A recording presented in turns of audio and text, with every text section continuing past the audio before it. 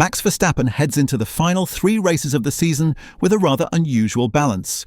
On one side, he openly acknowledges his weaknesses and mistakes, while on the other he continues to deliver performances that force his rivals to stay alert. When revisiting the Barcelona incident, Verstappen clearly described it as the lowest moment of his 2025 season, a point where technical frustration, racing decisions, and emotion collided. His statement reflected a level of transparency he rarely shows while fighting for a championship. But the more important context is what happened afterwards. Sao Paulo demonstrated how Verstappen can still produce extreme performance, even from a starting position that, on paper, works against him. A pit lane start, a puncture, and a dry, competitive field did not stop him from climbing onto the podium. Acknowledgement from rival teams only reinforced that Verstappen's pace remains at a level that keeps the title fight open. On the McLaren side, Lando Norris continues to lead the standings, but with heightened caution. Las Vegas is not a circuit that suits them, and Norris has already said he does not expect an easy weekend. Meanwhile, Oscar Piastri has lost direction over the past few races, leaving McLaren exposed to 2 threats at once: Verstappen's increasing performance and their own internal fluctuations.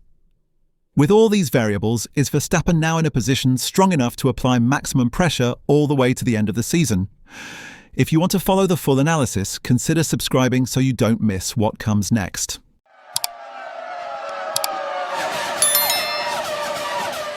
Verstappen's admission of fault in Barcelona provides the psychological frame for everything happening now. He spoke to Viaplay with a directness that left no room for alternative interpretations. "The only point of criticism is obviously Barcelona," he said. "That move itself and the entire incident was not good. I can't accept stepping out of the car and knowing that I didn't give everything. Then I get angry with myself, so I can't drive at 80%. The crucial part lies in what followed.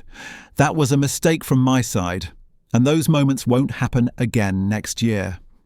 It is a clear signal that Barcelona was not just an on-track misjudgment, but a deeper internal reset.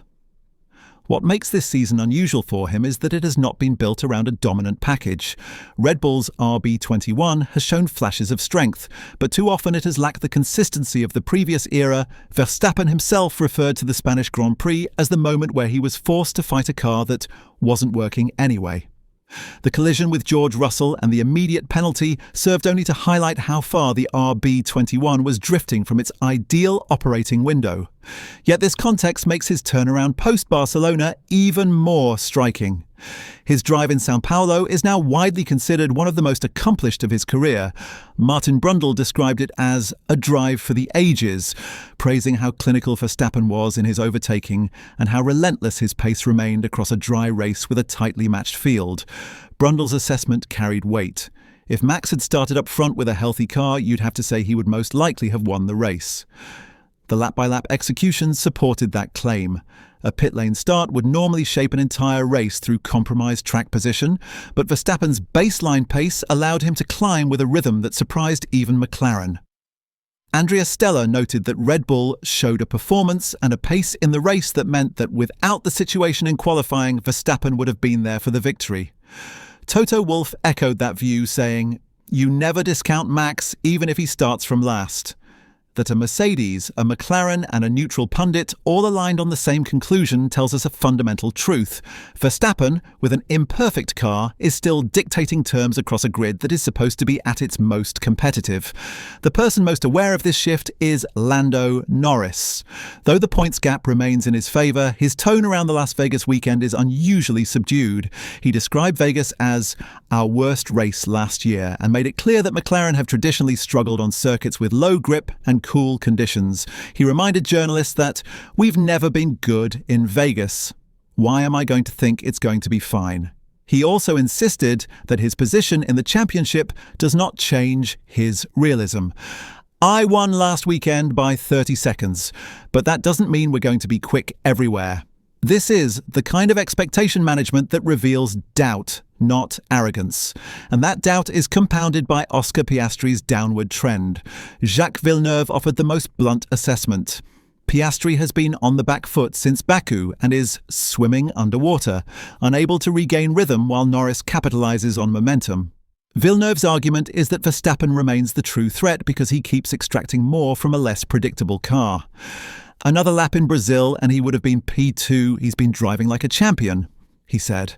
When a former world champion frames the situation in those terms, it amplifies the pressure on both McLaren drivers, but especially on the one leading the title. Within Red Bull, the situation is more complex than simply riding the renewed wave of Verstappen form. There are internal debates about development direction.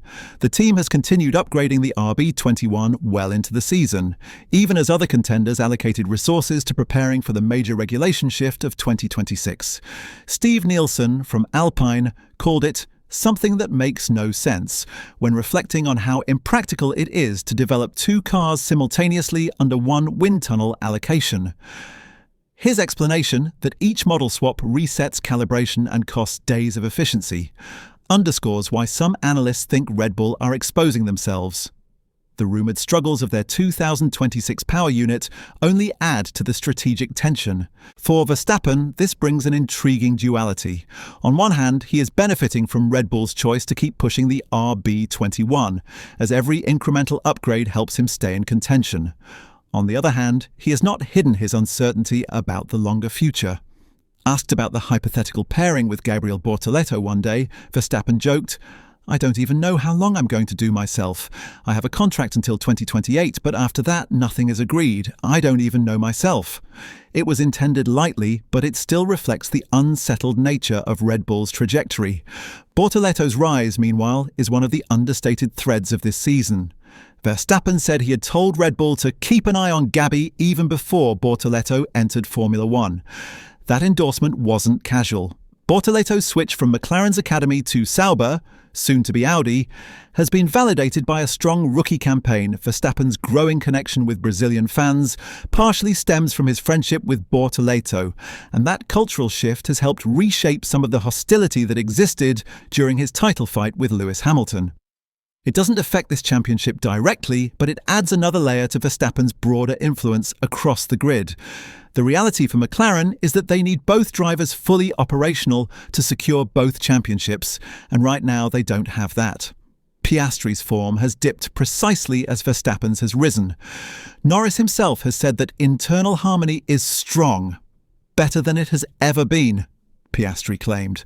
But sentiment doesn't equal performance. McLaren's stance of letting both drivers fight freely is admirable, yet it carries risk when the opponent is a driver who can single-handedly destabilize an entire championship landscape.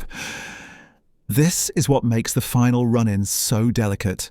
Verstappen's confidence is not born from dominance, it is born from recent evidence. He has shown that even on weekends where the Red Bull is misbehaving, he can carry it to a result far beyond what the raw pace suggests. That is exactly what happened in Sao Paulo. Villeneuve summarized it with unusual precision. Seeing how strong Verstappen is, he's the biggest threat to Norris because nothing seems to affect him. All of this compounds the question that has been hanging over the season since the summer break. What happens when Verstappen puts together a late run of form while McLaren enter their most unpredictable weekend of the year? The points gap suggests stability. The trend lines suggest volatility. The performances suggest danger. So as the season narrows towards its conclusion, the defining question becomes unavoidable. If Verstappen continues rising while McLaren walk into their weakest circuit, are we about to witness a shift in momentum big enough to rewrite the entire championship picture?